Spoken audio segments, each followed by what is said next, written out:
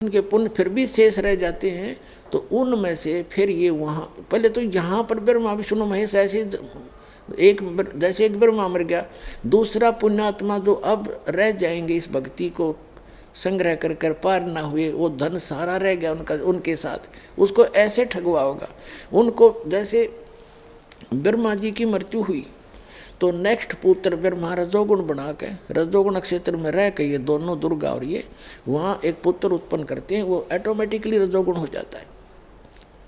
इस ब्रह्मा के मरते ही दूसरा युवा ब्रह्मा वहाँ धर देंगे ठाक है, और फिर वो सृष्टि चलाए, ऐसे रहेगा इतनी वर्ष के बाद फिर उसकी मृत्यु। ऐसे 7 ब्रह्मा की मृत्यु के बाद एक विष्णु मरेगा, ऐसे एक नेक्स्ट विष्णु वो उत्पन्न करके अचेत रखेंगे, इस विष्णु के मरते ही दूसरा विष्णु धर देंगे, और वो जो मृत्यु को प्राप्त हुए ब्रह्मा विष्णु महेश वो नीचे 84 लाख योनियों के चक्कर में फिर से गिर जाएंगे।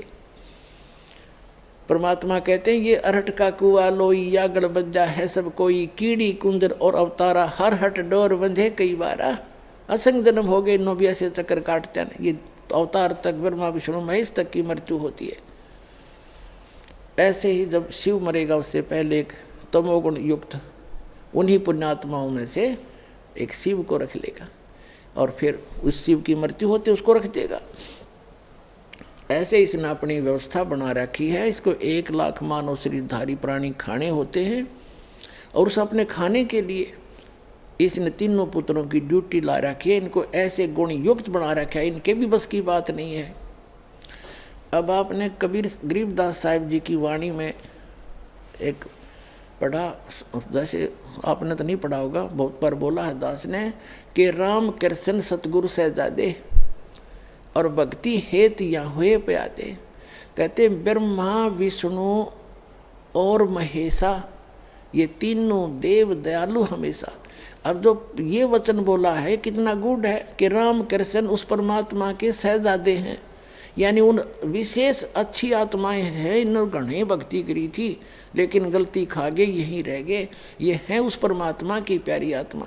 अब ये फिर कभी इतने युगों के बाद ये पृथ्वी पर पटके जाएंगे और फिर इनका मनुष्य जन्म होगा, यानी जब कभी मनुष्य जीवन होगा परमात्मा फिर इनको पकड़ेंगे। जैसे कहते हैं जो जन मेरी शरण है ताका हूँ मैं दास, और गेल गेल लाग गया फिर जब तक धरती आकाश।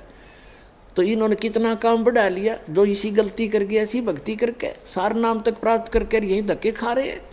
अब टिंडे ले लिए ब्रह्मा विष्णु महेश बन के, फिर यहाँ गधया बने, बता क्या फायदा हुआ इनका। तो पुण्यात्माओं तत्व ज्ञान के भाव से हम बड़ी भारी गलतियाँ कर गए।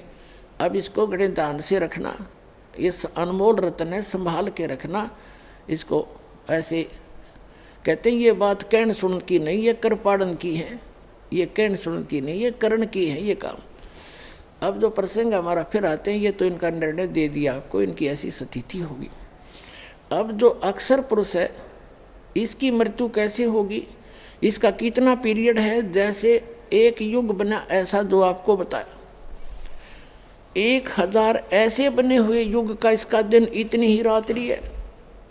श्रीमद् भगवत गीता अध्याय नंबर 8 के श्लोक नंबर 18 से लेकर और 21-22 तक ये निर्णायक ज्ञान दिया है। उसमें क्या बताया है कि जिस समय इस काल के जब एक दिन खत्म होगा अक्षर पुरुष का, 1000 युग जब पूरे होंगे तो 21 ब्रह्मांड में आग लगेगी, 21 के 21 ब्रह्मांड नाश में आएंगे, और ये सभी प्राणी उस अक्षर पुरुष के लोक में एक अलग स्थान है रिजेक्टेड, जिसे गोदाम होया करे, उसमें फिट कर दिए जाएंगे, और पुनः ये 21 ब्रह्मांड फिर निर्माण में आएंगे इतने ही समय के बाद। तब तक ये वहाँ पड़े पड़े सड़ेंगे, उन बोरियों के अंदर अलग से स्टॉक होगा इनका। और जब उस अक्षर पुरुष की जब रात्रि खत्म होगी तब तक ये 21 ब्रह्मांड पुनः निर्माण में आएंगे, और इन सभी को जो जितनी जैसी जिसकी भक्ति थी उसी आधार पर पुनः इनको फिर से यहाँ पटक दिया जाएगा एक ब्रह्मांड में, फिर उस ब्रह्मांड से फिर पुनः शुरू होगी। तो फिर क्या होगा, इस अक्षर पुरुष की मृत्यु होगी। अब जो ये दास दिखाना चाहता, थोड़ा ये देखो बीच में, श्रीमद् भगवद गीता, ये वही जयदयाल गोविंद का इसके अनुवादक हैं। 8वें अध्याय के आपको दिखाते हैं।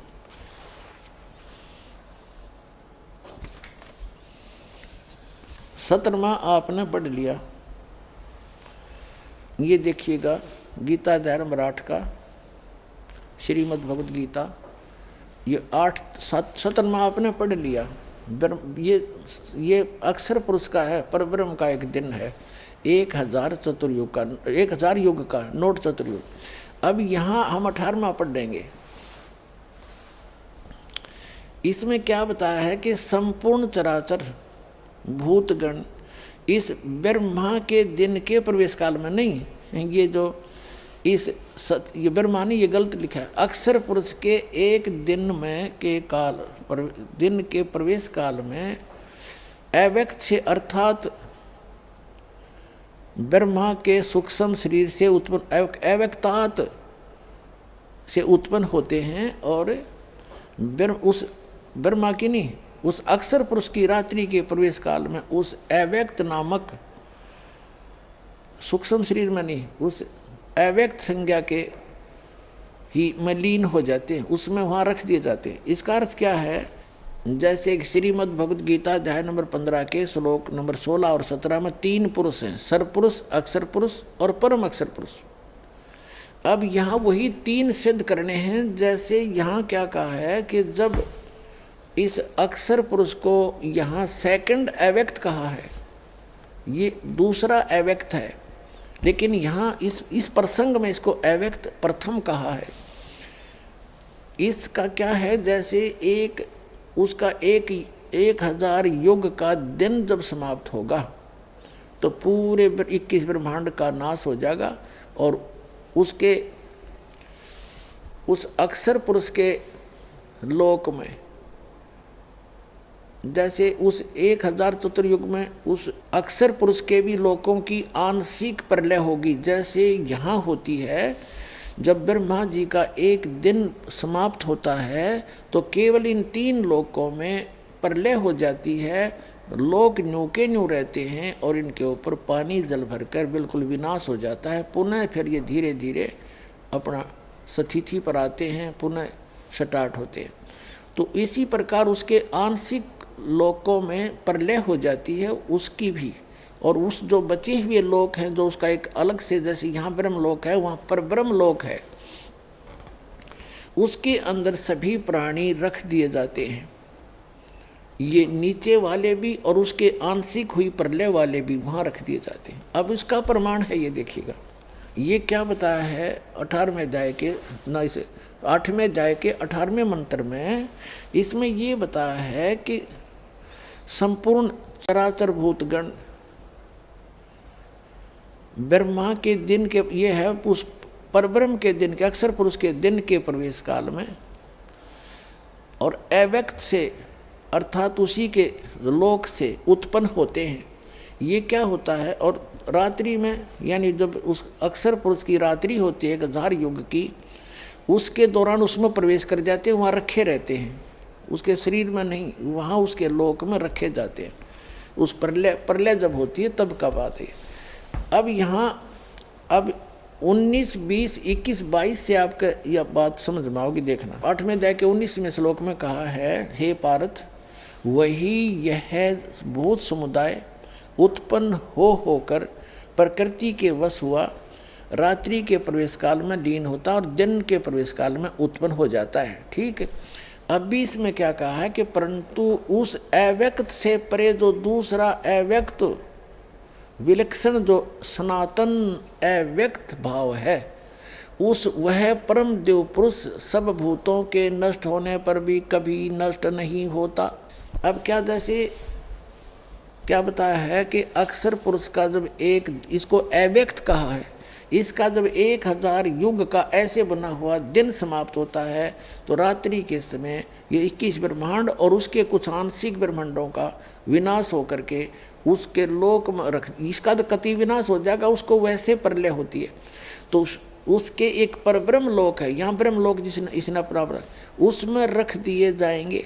और जब पुनः फिर 1000 युग बीत जाएंगे उसके रात्रि के, वो पुनः फिर ये 21 ब्रह्मांड तब तक पुनः निर्माण होकर उस बिग बैग थ्योरी के आधार से ये पुनः निर्माण होकर के फिर सुचारू हो जाएंगे और ये सब जीव फिर यहाँ भेज दिए जाएंगे।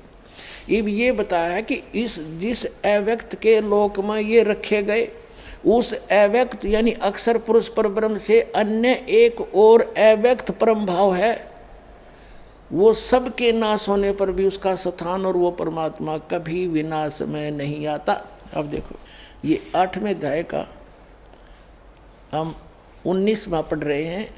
हे पार्थ, ये तो 19वां मैंने पढ़ दिया कि उसके दिन में प्रवेश हो जाते, रात्रि में फिर उत्पन्न हो जाते, दिन में उत्पन्न हो जाते हैं, रात्रि में प्रवेश हो। 20 में है, परंतु उस अव्यक्त से, इस अव्यक्त से, अक्षर पुरुष से अन्य जो दूसरा विलक्षण जो सनातन अव्यक्त भाव है, वह परमदेव पुरुष, वह पूर्ण परमात्मा सत्य पुरुष सब भूतों के सब के नष्ट होने पर भी नष्ट नहीं होता। अब यहाँ 2 अव्यक्त आपके सामने हो गए, एक अव्यक्त तो ये अक्षर पुरुष और दूसरे की तरफ ये संकेत करा वो परम अक्षर पुरुष। अब रह गया सरपुरुष जो गीता ज्ञान दे रहा है, ये सरपुरुष है। 7वें अध्याय के 24 और 25 में ये स्वयं कहता है कि मैं अव्यक्त हूँ, ये है वो सरपुरुष प्रथम अव्यक्त। अब 7वें अध्याय का 24-25 दिखाते हैं आपको, ये देखिएगा। ये अध्याय नंबर 7 का श्रीमद् भगवत गीता, वो 8 का था, ये अध्याय 7 है। और इसके 24-25 में क्या कहा है कि अव्यक्तम व्यक्तिम आपनम मनन्ते माम अबुधे।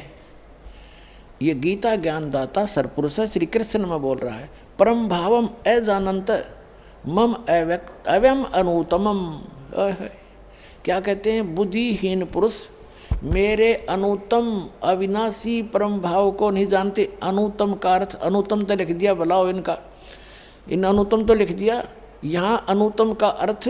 अब देखो 17 में जाए के यहाँ विचलित हो गए, इसलिए अनुतम छोड़ दिया, देखी जाएगी जो होगी।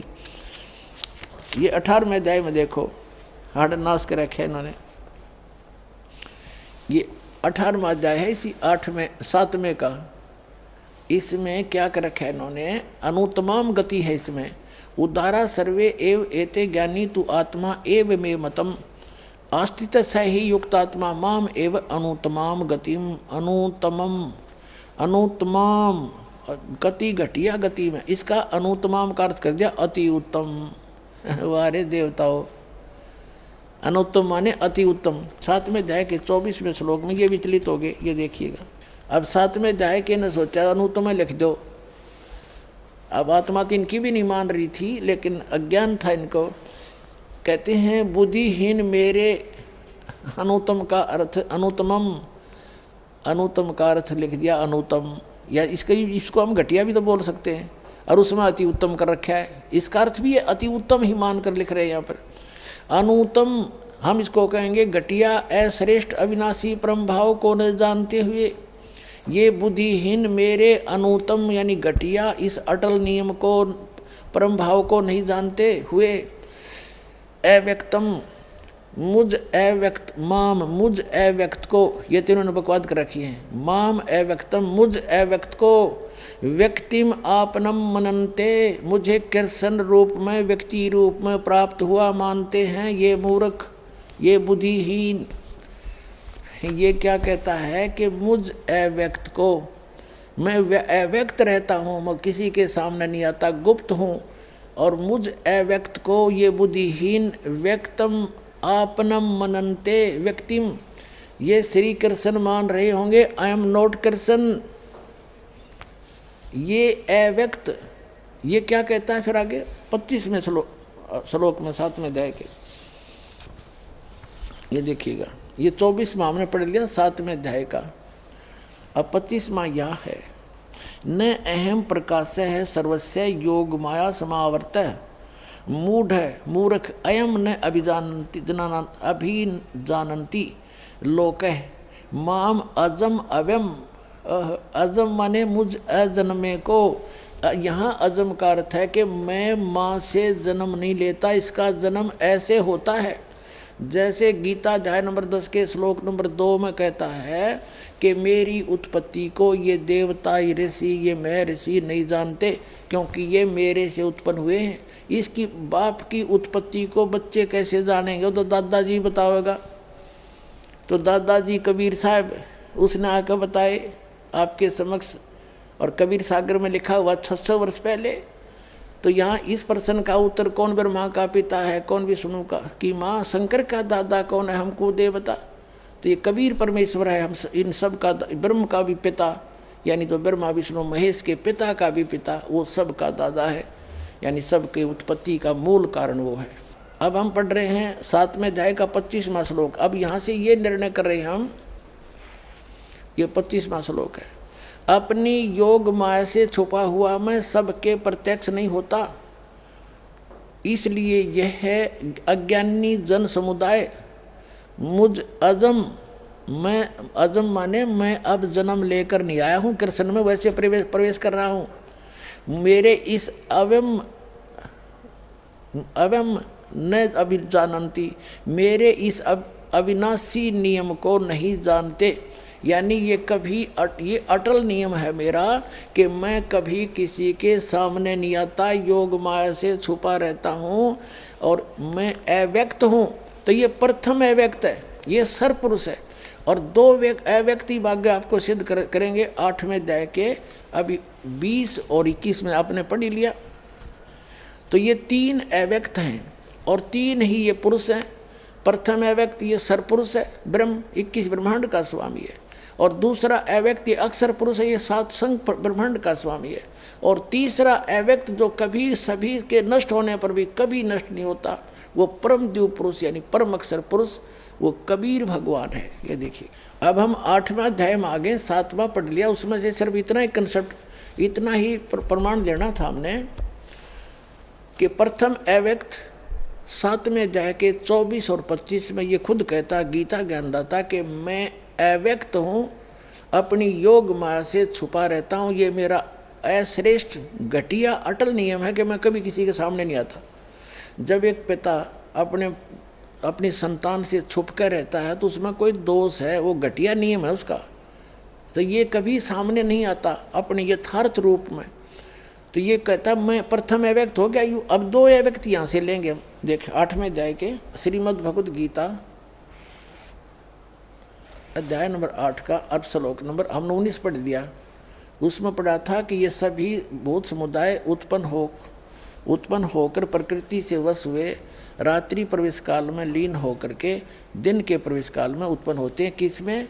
वो ब्रह्म ने ये यहाँ इस स्पष्ट कर ही दिया, इस काल के ये ब्रह्म ने ये अक्षर पुरुष पर ब्रह्म के दिन में इस अव्यक्त ये व्यक्त ये अव्यक्त इस अव्यक्त से इस अव्यक्त के शरीर में नहीं लोक में प्रवेश करते हैं। अब ये तो प्रथम अव्यक्त, प्रथम हमने पढ़ लिया। अब ये दूसरा अव्यक्त और तीसरा ये है। अब 20 में लिखा है कि परंतु उस अव्यक्त से परे, जिस अव्यक्त के इसमें जो जाकर के दिन के समय में तो उसमें प्रवेश कर जाते हैं, रात्रि में उसमें जाकर लीन हो जाते हैं, वहाँ चले जाते हैं, उससे अलग जो अव्यक्त है, परंतु उस अव्यक्त से अब ये तीसरे अव्यक्त की तरफ संकेत है। प्रथम तो यहाँ हो लिया, ये हो गया इस 18वें में उस अव्यक्तात्, उस अव्यक्त के अव्यक्त से उत्पन्न होकर रात्रि के समय में उसमें लीन होते हैं और दिन के समय में उस अव्यक्त के लोक में, शरीर में उसके लोक में चले जाते हैं। इसका अर्थ है ये तो प्रथम, ये दूसरा अव्यक्त हो गया। अब प्रथम अव्यक्त तो हो गया 7वें अध्याय के 24-25 के अंदर, दूसरा अव्यक्त हो गया यू 8वें अध्याय के 18वें श्लोक में। अब तीसरे अव्यक्त की तरफ संकेत कर रहा है 8वें अध्याय का ये 20वां श्लोक। देखिएगा 8वें अध्याय का ये 20वां श्लोक है कि इस अव्यक्त से जो अब प्रसंग चल रहा है, परंतु उस अव्यक्त से, इस ऊपर के अव्यक्त से परे जो दूसरा विलक्षण जो सनातन अविनाशी अव्यक्त भाव है, वह परम पुरुष, वह परम दिव्य पुरुष सब भूतों के नष्ट होने पर भी नष्ट नहीं होता। अब ये 3 हो गए। अब यहाँ थोड़ी सी गड़बड़ी इन्होंने और कर रखी है। अब देखना 21 में, अब 21 में है श्रीमद् भगवद गीता अध्याय नंबर 8 के श्लोक नंबर 21 में हम आगे। ये 21 मंत्र है। अव्यक्त अक्षर इस नाम से कहा गया। अब देखो, वैसे अक्षर का अर्थ होता है अविनाशी और सर का अर्थ होता है नाशवान। गीता अध्याय नंबर 15 के श्लोक नंबर 16 में अक्षर और सर और अक्षर कहे हैं। अब इसको इसलिए अक्षर कहा है कि इसका जीवन काल बहुत ज़्यादा है और ये अक्षर दिखा, लेकिन 15वें अध्याय के 17वें श्लोक में स्पष्ट कर दिया कि उत्तम पुरुष इनसे दूसरा है। और जो वास्तव में अविनाशी कहा जाता है ये भी नाशवान है। जैसे एक तो चीनी के मटेरियल की बनी हुई कप आपने देखे होंगे, प्लेट, वो तो अंडरस्टूड हाथ से छूटे और फूटे, वो तो सर मटेरियल है। और एक स्टील का कप हो तो स्टील के बॉडी समझ ले इस अक्षर पुरुष वाले लोग की और उसके आदमी वहाँ रहने वालों की। लेकिन स्टील का भी एक दिन नष्ट होगा, लेकिन समय बहुत लगता है। वो वैसे स्थायी सा दिखा है, वैसे स्थायी दिखा उसकी तुलना में, इसलिए अक्षर कह दिया इसको। इसकी आयु बहुत बड़ी है अक्षर पुरुष की। अब कहा है कि वो उससे अन्य है वो परमात्मा, वो अक्षर पुरुष। अब सरपुरुष अक्षर पुरुष, अब यहाँ जो अक्षर शब्द है यह अविनाशी की तरफ संकेत है, लेकिन वो अक्षर नहीं है। इसलिए तो आगे कहा कि उत्तम पुरुष तो अन्य परमात्मा इति उदाहरते। तो पुण्यात्माओं, ये सदग्रंथ है, ये कोई बालकों के लेख नहीं। और इन अज्ञानियों ने इनका अनुवाद किया है तो वो अबाई बक रखी है। अब ये है गीता का सार। ये गीता का सार क्या सुना करते हमने, तेरा क्या जाता अर्जुन, तू क्या लेकर आया था, आत्मा तो अमर है, शरीर तो बदलता ही रहता। गीता सार हो गया, यो खा गीता सार हो गया। गीता सार तो अब पता चलेगा इस अनमोल रतन ने क्या बताया, अनमोल ग्रंथ ने। अब देखो श्रीमद् भगवद गीता अध्याय नंबर 8 के हम श्लोक नंबर 21 को पढ़ रहे हैं। अव्यक्त अक्षर है, अव्यक्त अक्षर, ये अविनाशी अव्यक्त, ये यहाँ अविनाशी शब्द लिखना चाहिए। इस नाम से कहा गया है और इस अविनाशी नाम भाव को परम गति कहते हैं। ये है वो परम गति।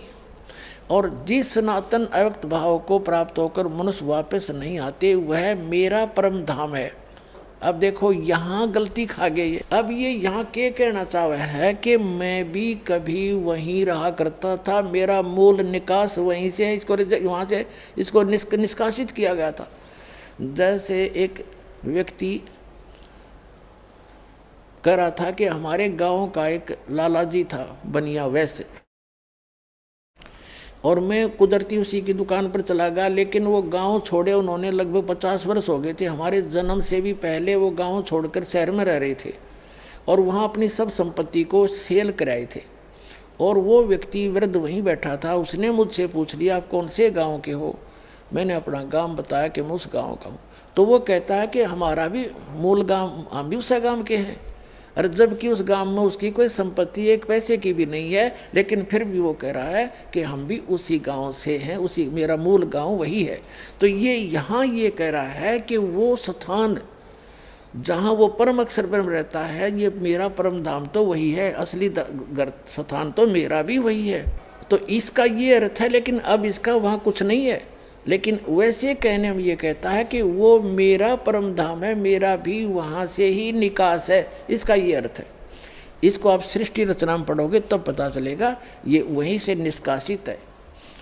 अब देखो, अब 8वें अध्याय के हम गीता जी के 21वें को पढ़ रहे हैं कि वो अव्यक्त अक्षर यानी अविनाशी अव्यक्त इस नाम से कहा गया है। इस अक्षर अविनाशी अव्यक्त भाव को परम गति कहते हैं, जो उस लोक में चले गए सतलोक को।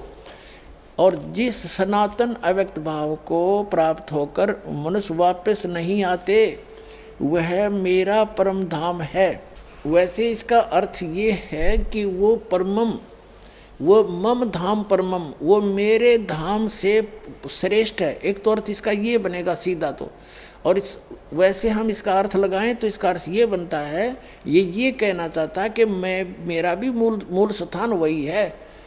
अब उसका वहाँ है कुछ नहीं।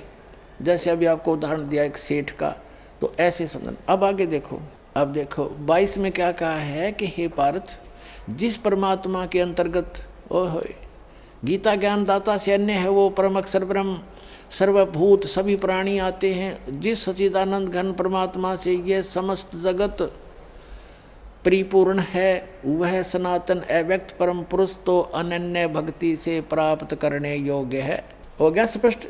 गीता ज्ञानदाता अपने से अन्य किसी और परम अक्षर ब्रह्म पूर्ण परमात्मा की भक्ति करने के लिए कह रहा, और उसकी भक्ति तो अनन्य मन से करने से वाले को प्राप्त होगी। अनन्य माने एक इष्ट रूप में उस परम पिता को मानकर सत साधना, ये सभी साधना करने वाले को वो परमात्मा प्राप्त होगा। अब जो प्रसंग जो दास क्लियर करना चाह रहा था, अब उस कल और आज के सत्संग में वहाँ आए हैं जहाँ आदरणीय गरीबदास साहिब जी के उस अमृत वचनों को दास साहब के समक्ष स्पष्ट करना चाहता था। क्या कहते हैं, अब जैसे आप जी को सभी इन प्रभुओं की आयु बता दी, अब अक्षर पुरुष की मृत्यु कैसे होगी, इसका 1000 युग का दिन, 1000 युग की रात्रि, जो युग की गणना आपको बताई कि 70,000 शिव तमोगुण शिव की मृत्यु के बाद एक ब्रह्मांड का विनाश होता है और इस काल की मृत्यु होती है। ये कहता मेरी जन्म मृत्यु होती है, लेकिन वो तू नहीं जानता, ये दास जानता है, परमात्मा जानता है। उस भगवान ने बताया, इस दास को ज्ञान दिया। ये दास बता रहा कि उसकी एक मृत्यु, उसका एक युग, इस काल की मृत्यु, एक ब्रह्मांड का विनाश, और वो जितना समय में ये होती है वो एक युग है अक्षर पुरुष का, उस सेकंड अव्यक्त का, द्वितीय अव्यक्त का। और इतनी ही रात्रि, 1000 युग का दिन, 1000 युग की रात्रि, नोट चतुर्युग की, और ऐसे 30 दिन रात का बना हुआ महीना, एक महीना बनता है, और 12 महीने का वर्ष। ऐसे उस अक्षर पुरुष की 100 वर्ष की आयु है। एती उम्र बुलंद मरेगा अंतरे, क्योंकि सतगुरु लगे न कान न बैठे वो संतरे। इतनी लंबी आयु भी हो जाएगी तो भी अंत मृत्यु है इस यहाँ की इन साधनाओं से। क्यों? क्योंकि आपको वो संत नहीं मिले, वो सतगुरु नहीं मिले। गीता अध्याय नंबर 4 के श्लोक नंबर 32 और 34 में, गीता यजुर्वेद अध्याय नंबर 40 के श्लोक नंबर 10 और 13 तक, 10 से 13 में जो कहा है कि वो तत्वदर्शी संत ना मिलने से इतनी लंबी आयु भी हो जाएगी तो भी तेरी दुर्गति तैयार है। एती उम्र बुलंद मरेगा अंतरे, सतगुरु लगे न कान न बैठे वो संतरे। अब गरीबदास साहिब जी को परमात्मा लेकर गए, फिर बताया, उन्होंने आँखों देखा। क्या बताया है? मन तू बसरे सुख के सागर, जहाँ शब्द सिंदूर नागर, और कोट जन्म तन भरमत हो गए, कुछ ना हाथ लगा रे, कुकर सुकर खरबा बोरे, कौआ हंस बुगारे। कोटि जन्म तू राजा की, ना मिटी न मन की आशा, और भिक्षुकों के दर दर घूमया, मिला ना निर्गुण रासा। ये ज्ञान ना मिलने से तू इतना दुख पाया। इंद्र कुबेर ईश की पदवी ब्रह्मावरण धर्मराया, और विष्णुनाथ के पुर को जाकर तो फिर वापस आया। यानी ब्रह्मा विष्णु महेश की पदवी भी पाकर फिर तो ऐसे जन्म मृत्यु के अंदर धक्के खा रहा है। असंग जन्म तन मृत्या हो गए, जीवित क्यों ना मरे रे, और 12 दर मद महल मठ बोरे, बहुर ना दे धरे रे। वो 12वें द्वार को पार करके वो परमात्मा पावेगा। ये 11वां द्वार छाती कुटा करता, ये बधु परमांस का पता नहीं। और 11वां द्वार था, विलास दास भी बतावा था, और उन्हों को किसी को नहीं मालूम, मूर्ख बना रहा जनता को। तो पुण्यात्माओं, ये little knowledge is the dangerous thing, ये नीम हकीम खतरा इस जान। अब बुद्धिमान हो सभी, समझो इनको, इनकी सतीथि से परिचित हो, उनको छोड़ो और यहाँ हो। अब क्या बताया है कि असंग जन्म तन मृत्या हो गए, जीवित क्यों ना मरे रे। जीवित मरना है यहाँ की इच्छाओं से, यहाँ की जो अननेसेसरी वस्तुओं से अपना मन रोके। और दूसरा जीवित मरना है, जैसे आप सत्संग में आलस कर जाते हो आने में, और ये सोचकर कहीं नुकसान ना हो जावे। जैसे एक व्यक्ति नाइट सर्विस में रात्रि के समय बस से गया और सुबह वापस आना था, इतना कंपलसरी काम था उसका, और उसी दुर्घटनाग्रस्त हो गया उस नाइट सर्विस वाली बस से, मृत्यु होगी उसकी। अब वो कंपलसरी काम धरा रह गया और खाली गया। तो पुण्यात्मा, जब आपको मन ये आंट अड़ावे कि वहाँ जान फिर देखेंगे, या फिर ना होती। कहते हैं काल करे सो आज करे, आज करे सो अब, और पल में प्रलय हो जाएगी, फिर करेंगे कब। तो ये मन जब ऐसी बकवाद करे, जब इस आधार से इसको रोके कि मान लीजिए अब तो हमने सोच लिया मर गए, और 3-4 दिन आ जाओ सत्संग में, अमृत वर्षा हुए, वो तो काल का कोल हुआ, संग जन्म तो हो गया, हमने उसमें पिटत्या ने धक्के खात्या ने, वो पूरा ही नहीं हो लिया आज तक, और वो उसमें पूरा हो भी नहीं सकता इस भगवान का सहयोग बिना। तो मान लीजिए 3 दिन आप 4 दिन आप आए और वहाँ कुछ हानि होगी तो उसने फिर ठीक कर लेंगे। और जब परमानेंट टिकट कट गई, परमानेंट मृत्यु होगी, फिर वो धरा रह गया, ना भगवान मिला ना वो काम होया। तो इस प्रकार इस मन शैतान को अपने परमात्मा के फार्मूला तो रोके और भगवान के चरणों में दुखी सुखी चाहे किसी प्रकार भी पहुँचे, आपका बड़ा पुण्य होता ही आने पे। संत मिलन को चालिए तज माया अभिमान, और जो कदम आगे रखे ओ हे यज्ञ समान।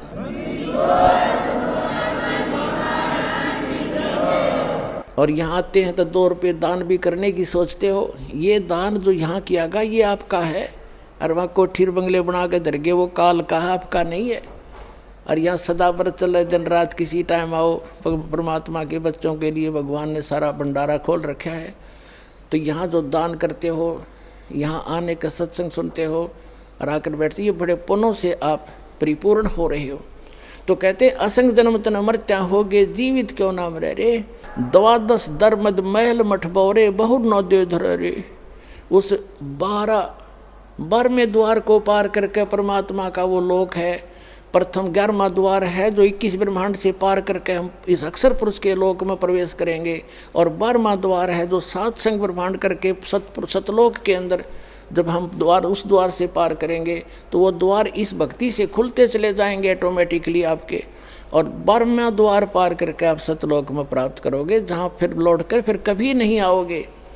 फिर क्या बताते हैं कि दोजक भस्त सभी तय देखे राजपाट के रसिया।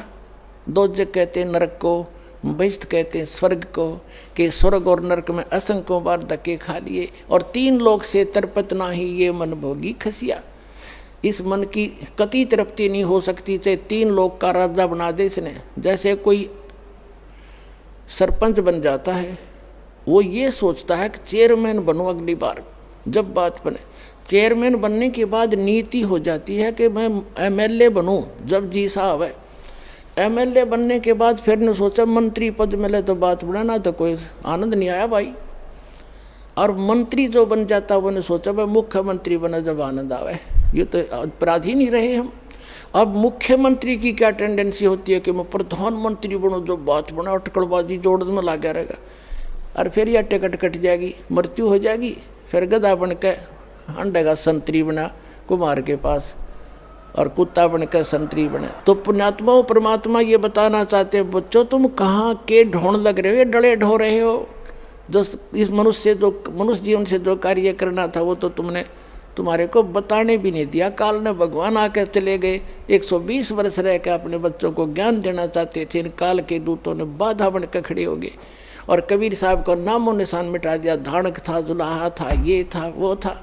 अरे भगवान लाल से कितने भी हो, लाल तो लाल ही रहेगा। चाहे किसी कहीं पर भी आप जैसे छोटी जाति समझते हो, और लाल कहीं पर भी हो, कुरडी में पड़ा लाल तो भी लाल की कीमत लाल ही है, उसको कोई मासा नहीं घटा सकता। तो समर्थ है वो, आज भी समर्थ है, उस दिन भी समर्थ है, उस दिन हम पहचान नहीं सके।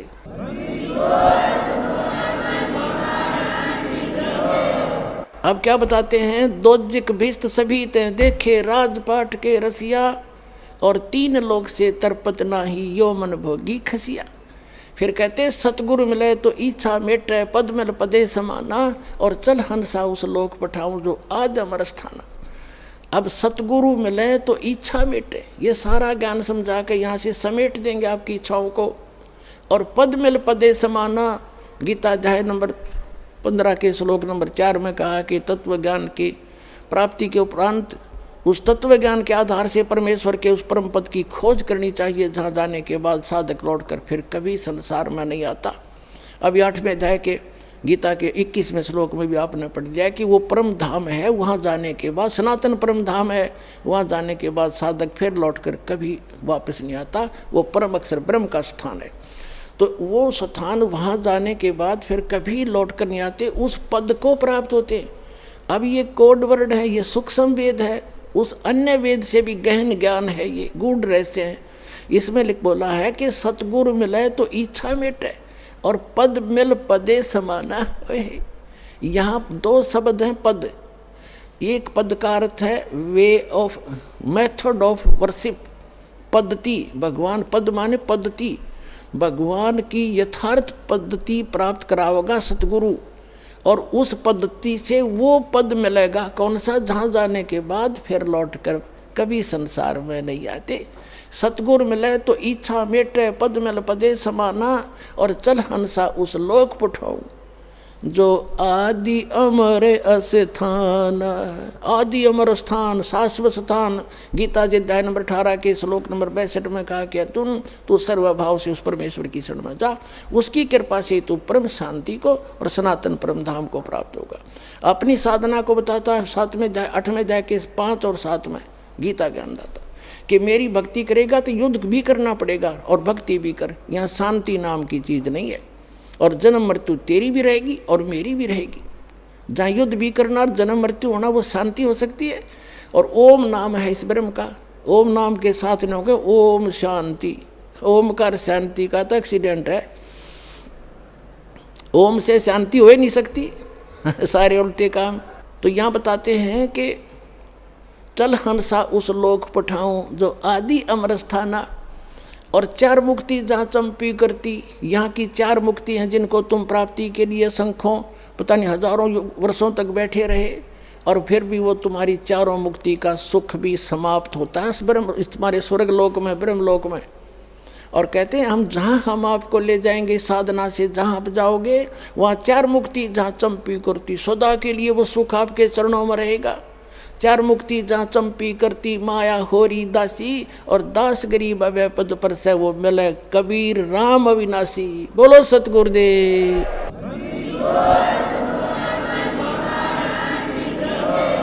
सत साहिब सतगुरुदेव की जय। बंदी छोड़ कबीर परमेश्वर जी की जय। बंदी छोड़ गरीबदास जी महाराज जी की जय हो। स्वामी राम देवानंद जी गुरु महाराज जी की जय हो।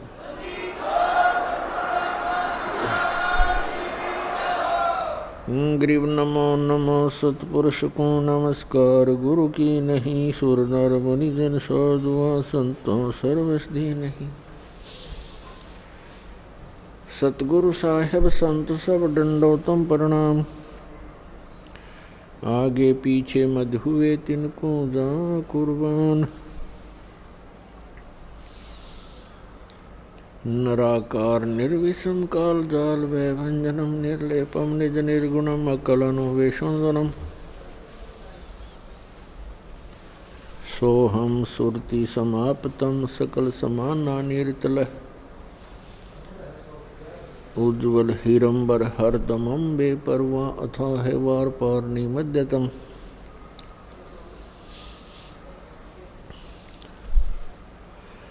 ग्रीब जो सुमर सिद्ध होई, गणनायक गुलता ना करो अनुग्रह सोई, पारस पद परवाना। आदि गणेश मनाऊं, गणनायक देवन देवा, चरण कमल लो लाऊं, आदंत करूं सेवा। परम शक्ति संगीतम, रिद्धि सिद्धि दाता सोई, अवगत गुण अतीतम, सत्य पुरुष निर्मोही, जगदम्बा जगदीशम। मंगल रूप बुरारी, तन मन अर्पों शीशम, भक्ति मुक्ति भंडारी। सुर नर मुनि जन ध्यावें, ब्रह्मा विष्णु महेशा, शेष सहस मुख गावें, पूजें आदि गणेशा। इंद्र कुबेर सरीखा, वरुण धर्म राय ध्यावे, समरथ जीवन जी का, मन इच्छा फल पावे। 33 कोटि आधारा, दावें शेष 88, उतरे बहुजल पारा, कट है यम की फांसी। 33 कोटि आधारा, दावें शेष 88, उतरे बहुजल पारा, कट है यम की फांसी। कर जोरूं विनती करूं, धरूं चरण पर शीश। गुरु जी राम देवानंद जी महाराज ने दियो नाम बख्शीश। कोटि कोटि सिजदा करूं, कोटि कोटि प्रणाम। चरण कमल में राखियो मैं, बंदी जाम गुलाम।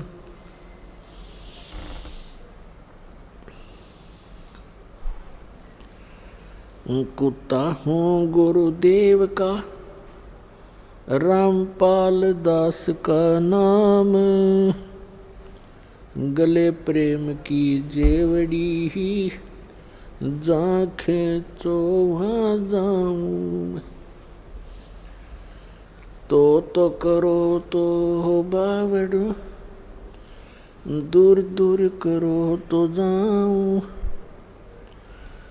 जो राखो तो ही रहूं, जो देवो सो खाऊं।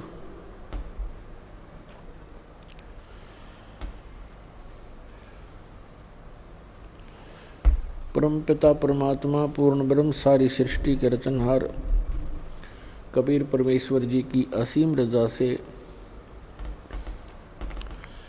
आप सभी उस परमात्मा के प्यारी आत्माएं इस तत्व ज्ञान को पहचान कर,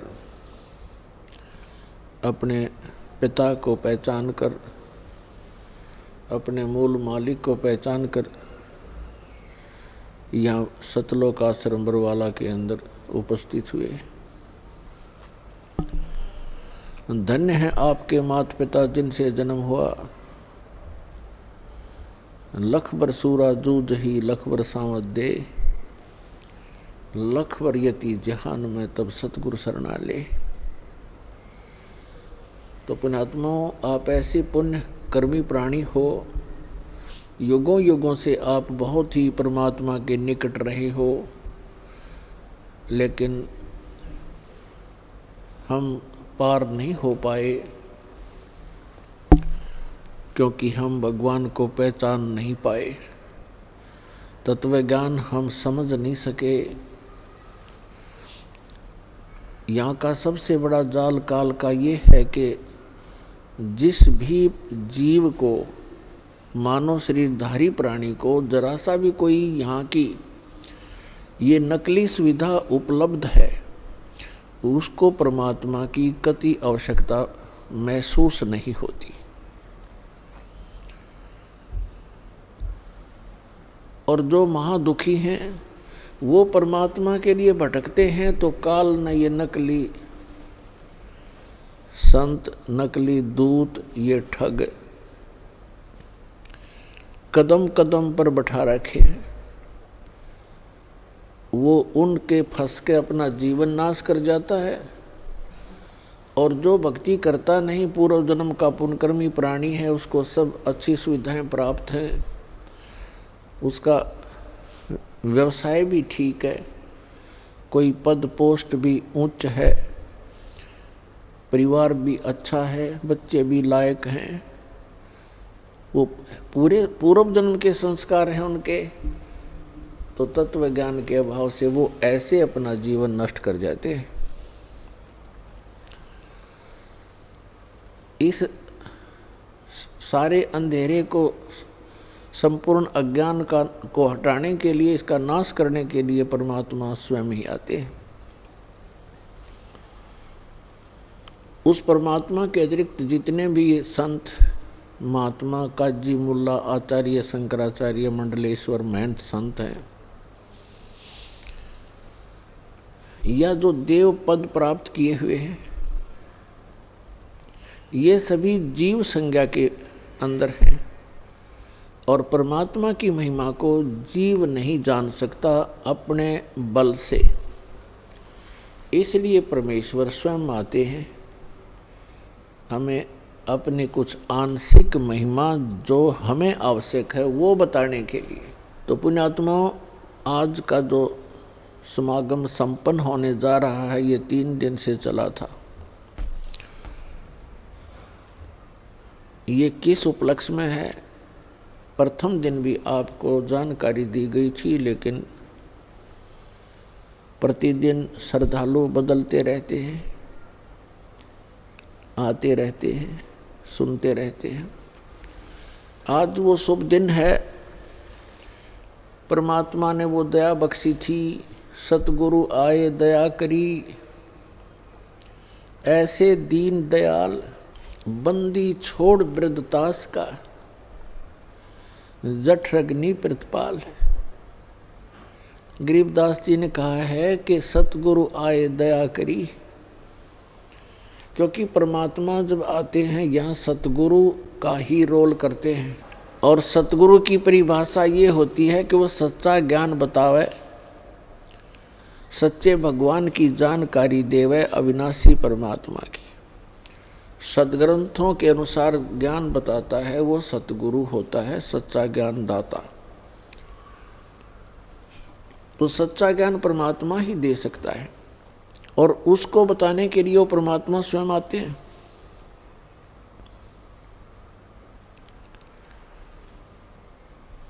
सन 1727 संवत 1784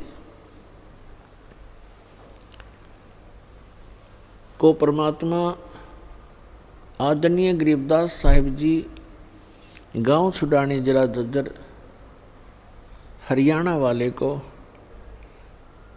आकर के खेतों में मिले थे, जंगल में जहां वो गव्वें चरा रहे थे। उस समय उनकी आयु 10 वर्ष की थी। सन 1717 में संवत 1774 में आदरणीय गरीबदास साहिब जी का जन्म हुआ था गांव छुडानी जिला झज्जर हरियाणा में। जब वो 10 वर्ष के हुए, अपने ही खेतों में अपनी ही गौओं को चारा चराने के लिए जंगल में लेकर गए हुए थे। साथ में अन्य 10-12 पाली गवाले उनके साथ सहयोगी थे और कुछ अन्य गांव के व्यक्ति अपनी गौओं को उन्हीं गरीबदास जी के ही जंगल में खेतों में चराने के लिए लेकर गए हुए थे। क्योंकि आदरणीय गरीबदास साहिब जी वैसे तो गांव करौथा के रहने वाले हैं, करौथा के रहने वाले थे, लेकिन इनके कोई मामा नहीं थे, इनकी माता श्री के कोई भाई नहीं था। इसलिए गरीबदास साहिब जी के पूज्य पिताजी श्री बलराम जी धनखड़ अपनी ससुराल छुडानी में वहाँ रहने लग गए थे। वहीं जाने के बाद आदरणीय गरीबदास साहिब जी का जन्म हुआ था। दिन के 10 बजे थे। वो परमात्मा जो लीला करते हैं वो लीला करते ही ऐसी हैं और इसके गवाह चारों वेद हैं। ऋग्वेद मंडल नंबर 9 और सूक्त नंबर 86 के मंत्र नंबर 26 और 27 में, ऋग्वेद मंडल नंबर 9 सूक्त 82 के मंत्र 1, 2, 3 में, ऋग्वेद मंडल नंबर 9 सूक्त 54 मंत्र 3 में, ऋग्वेद मंडल नंबर 9 सूक्त 20 मंत्र 1 में, ऋग्वेद मंडल नंबर 9 सूक्त 94 के मंत्र 1 में, ऋग्वेद मंडल नंबर 9 सूक्त 95 के मंत्र नंबर 2 में, ऋग्वेद मंडल नंबर 9 सूक्त 1 मंत्र 9 में, ऋग्वेद मंडल नंबर 9 सूक्त 96 के 96 के 16 से लेकर 20 मंत्र में। ऋग्वेद मंडल नंबर 9 सूक्त 29 के मंत्र नंबर 25 में यही प्रमाण दिया हुआ है कि वो परमात्मा ऊपर के लोक में रहता है, सतलोक में रहता है, अविनाशी स्थान के तीसरे पृष्ठ पर विराजमान है, वहाँ बैठा है सभी लोकों के ऊपर, और वहाँ से गति करके आता है, अच्छी आत्माओं को मिलता है और उनको उपदेश करने की इच्छा से वो कबीर देव नाम है उस परम पिता का, कबीर देव, हम उसे कबीर साहब बोलते हैं। तो उसी अपने गुण अनुसार जो वेद गवाही देते हैं, तो पुण्यात्मा हम वेदों को सत्य मानते हैं। सभी किसी भी, वैसे तो विश्व के अंदर किसी भी व्यक्ति से आप पूछोगे कि वेद एक सत्य वस्तु है, सत्य ज्ञान है, और महिमा का, परमात्मा की महिमा का गुणगान है। और उस परमेश्वर ने 600 वर्ष पहले आकर के बताया था कि वेद मेरा भेद है, मैं ना मिलूं वेदन के माही, और जौन वेद से मैं मिलूं ये वेद जानते नहीं।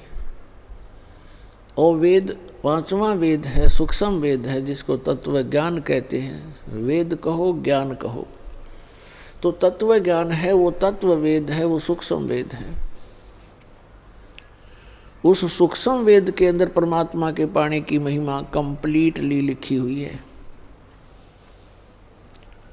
और इन 4 वेदों के अंदर महिमा तो परमात्मा की है, लेकिन उसके पाने की विधि नहीं है, वो सत्य साधना उसमें उनमें वर्णित नहीं है।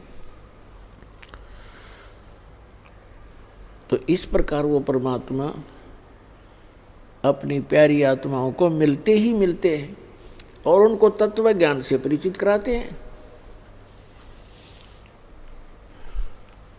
गरीबदास साहिब जी 10 वर्ष के थे, खेतों में अपनी गौवें चरा रहे थे। वहाँ एक आजकल का मौसम, जैसे आज का मौसम है, दिन के समय में 10 बजे खूब गर्मी सी हो जाती है, और सभी गवाले एक जंडी के पेड़ के नीचे बैठकर खाना खा रहे थे। तभी परमात्मा सतलोक से चलकर आए। कहते हैं गरीबदास जी ने बताया है कि एक क्षण में यहाँ पर है, एक क्षण में प्रलय पार। वो परमात्मा एक सेकंड के भी कुछ अंश के अंदर यहाँ विद्यमान हो जाते हैं। एक जिंदा महात्मा का रूप बना करके और रस्ते रस्ते आ रहे हैं, जैसे यात्री किसी दूसरे गांव को जा रहा हो। उस रास्ते के ऊपर ही वो जांडी का पेड़ था। जब महात्मा जी निकट आए तो राम राम कहा। सभी पालियों ने, परमात्मा ने भी उत्तर दिया। पाली खाना खा रहे थे सभी गवाले, उन्होंने कहा महाराज भोजन पालो, आओ बैठो। उनके लिए एक वस्त्र बिछा दिया, चद्दर बिछा दी। परमात्मा विराजमान हुए। वो तो आए उसी उद्देश्य से थे, वो ना कहते तो भी उन्होंने तो बैठना ही था वहाँ उनके पास आकर के। वो तो अपने कहते हैं गोता मारू स्वर्ग में जा बैठूं पाताल, गरीबदास ढूंढता फिरूं अपने हीरे मोती लाल। गरीबदास जी बता रहे हैं, कबीर साहब ने बताया कि अपनी अच्छी आत्माओं को, जो मेरे लाल हैं, मेरे बहुमूल्य प्राणी हैं, जीव हैं, उनको खोजता फिरता हूँ। कभी स्वर्ग में जाता हूँ, कहीं पाताल में पहुँच जाता हूँ, कभी पृथ्वी के ऊपर उनको तत्व ज्ञान से जगाता हूँ। तो उन्होंने कहा, परमात्मा ने कहा भी मैं खाना खा के आया हूँ अपने गांव से। बच्चों ने पूछा जी आपका गांव कौन सा है, क्या नाम है आपके गांव का? परमात्मा ने बताया मेरे गांव का नाम सतलोक है, सत्यलोक है। कितनी दूरी पर है? तो परमात्मा ने वाणी बोली, 16 शंख पर हमरा तकिया, हम गगन मंडल के जंदा। हुक्म हिसाबी यहाँ चल आए, काटन काल का फंदा। 16 शंख कोस की दूरी पर हमारा तकिया है, हमारा सिंहासन है, और हम गगन मंडल के अंदर भी घूमने वाले जिंदा महात्मा हैं, यहाँ नहीं। और हम काल के फंद को काटने के लिए यहाँ पर इस पृथ्वी पर आए हैं। बच्चों ने सोचा कि होगा कोई 16 कोस दूर पर कोई गांव, क्योंकि पहले इतना एक दूसरे से परिचित लोग नहीं थे, गांव को नहीं जानते थे, दूसरे गांव को, दूर देश के गांव को। तो उन्होंने वो टॉपिक छोड़ दिया। फिर कहा महाराज जी भोजन नहीं खाओगे तो दूध तो पीना ही पड़ेगा।